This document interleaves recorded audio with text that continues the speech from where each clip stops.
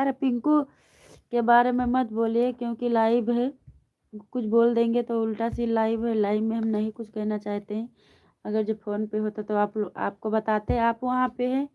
आपको नहीं पता है, हमको सारा ही हरकत पता है। सही है भैया,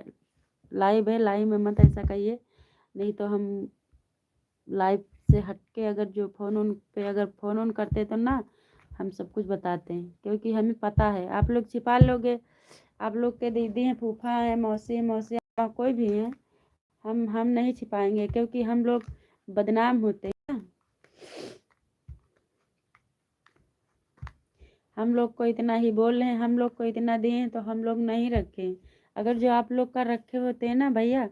तो समझ जाते ना, हम लोग के पास ये स्थिति नहीं आती जितना हम लोग इंसान के साथ बोलते हैं लोग दान कर दीजिए, यो कर दीजिए, तो हम लोग सोचते हैं ना आप लोग पिंकू जैसे